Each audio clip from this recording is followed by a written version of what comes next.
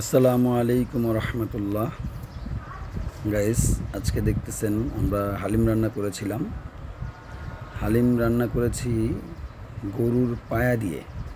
গরুর পায়ের যে খুরা আছে, এই খুরাটা আমরা ক্লিয়ার করে নিয়েছিলাম, নিয়ে খুরা দিয়ে আমরা হালিম রান্না করেছি। দেখতেছেন, এখন আমরা হালিমটা পরিবেশন করব। এই নলিগুলো একটা করে নলি নিচ্ছি আর হালিম নিচ্ছি। এই বাটিগুলো আমার দোকানে আমি যখন হালিম বিক্রি করেছিলাম তখন আমার ওই হালিমের দোকানের বাটি।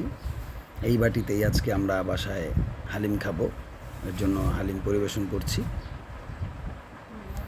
দেখতে থাকেন।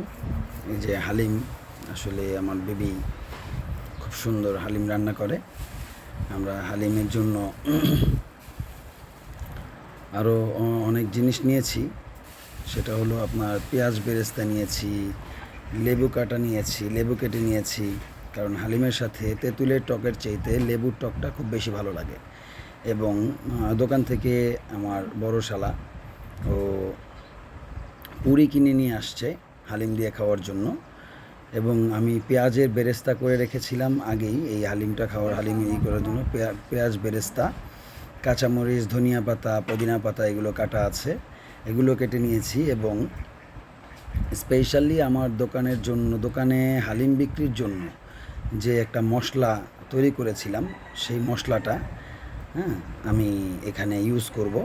এই যে পর্যায়ক্রমে আস্তে আস্তে এই যে কাঁচামরিচ, তারপরে বেরেস্তা, ধনিয়া পাতা দিচ্ছে, যে এখন বেরেস্তা দিয়ে দিল। পাশাপাশি আমার এই মশলাটা দিয়ে দিচ্ছে। এই মশলাটা দিলে হালিমটা খেতে এত দারুণ লাগে, সাথে যদি বেরেস্তা থাকে। এবং আমার ভিডিওটা যদি আপনাদের ভালো লেগে থাকে তাহলে লাইক, কমেন্ট, শেয়ার করবেন এবং সাবস্ক্রাইব করবেন, বেল আইকনে প্রেস করে রাখবেন পরবর্তী ভিডিওর আপডেট পাওয়ার জন্য। ধন্যবাদ সবাইকে। আসসালামু আলাইকুম ওয়া রাহমাতুল্লাহ।